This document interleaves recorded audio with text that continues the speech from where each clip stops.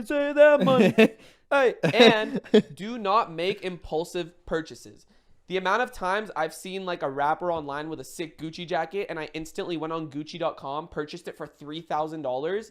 And then when it came in, I'm like, damn, I shouldn't have done that. It's instant gratification. Yeah, it's like, I want you guys to save your money and then also reinvest it in yourself. Whether it's, maybe you find a business class that you have to pay to do, but you pay for that and they'll teach you how to make more money. So that is an investment in itself. It's not just investing in like large properties that like you need hundreds and thousands of dollars to do. There's so many different types of investments. Exactly. Like even if you're not making the most amount of money, if you save for a few months and literally don't go buy like these sneakers that your friends just got because you love them, like you can do that in the future. Yeah. I always say this, like all the cars that I bought, I could have done that in the future. Not saying that I have a ton of regret with the cars because it did make for some good content that my fans enjoyed. So at the end of the day, it kind of was an investment. Yeah. But all I'm saying is save that money in a savings account that you will not touch. If you put money in every month, you'll have a fat chunk of something in your savings and you're like, yo, that's cool. I just did that. So you can use that money then, smartly invest it, like find something that you think will help you out in the future. It's like if you're an athlete, maybe you spend it on a trainer because it's going to make you better and that can help you in the future become a star and help you make more money. So at the end of it, it's all levels. It's not going to be like from one level and you're going to jump to like, oh, I'm rich. Like you have to actually It's a slow climb. It's a slow climb. You're not going to be at the top like immediately. Exactly. You slowly take those steps. And I'm just saying, I don't want you guys to make the same mistakes I did because I have a lot of financial mistakes. I've been ripped off before. I've lost a lot of money in stupid investments I tried doing in the past. But that's why you should always talk to people. You should always make sure it's safe and just invest in yourself. If you believe in something and you're like, yo, I want to take this class. Yo, I want to. That's also investing your time too. Wisely. Exactly.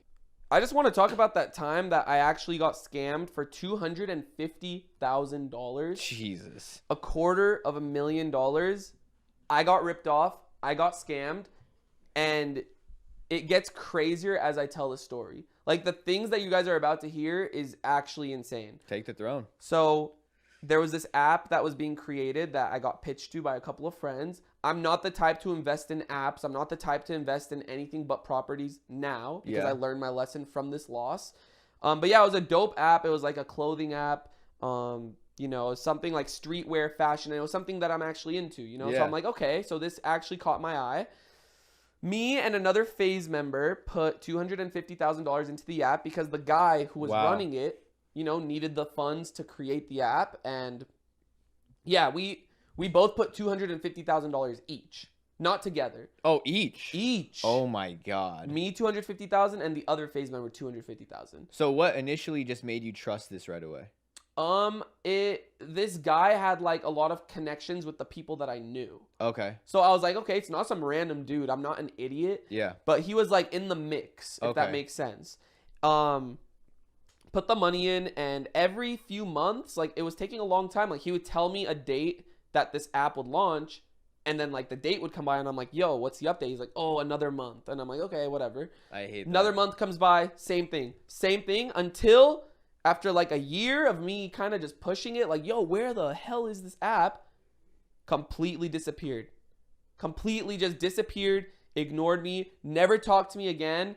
I lost the money. The other Faze member lost the money, and it was a sad day. I'm not going to lie. Of course, you just lost $250,000. I got scammed, and now things are about to get interesting because oh shit. One night I'm out in LA at Boa Steakhouse, and I run into this guy. He is at one of the top steakhouses in LA. Damn. With his family, feeding them. This is after 1 month of him ghosting me. So in my head, I'm like, yo, I just lost $250K. And yo, this guy's right in front of me at one of the most expensive steakhouses. I was using your money. That's what I'm saying. He was using my money for that. And I'm like, yo, like, I started like shaking of anger, but I'm not the type of guy to like go up to someone and press them. Like, I don't want to get in trouble. I'm not that type of guy to like do anything because like I just don't want that stress on me. Even though I just lost $250,000. I know people would disagree. Some people would have been like, yo, that dude would have been like fucking beat up or something, but I'm not that type of guy. So you're not that guy, pal. I'm not that guy. Listen, after that, so I just ignored it. I was like, whatever. Like, I hate this guy. I hate him.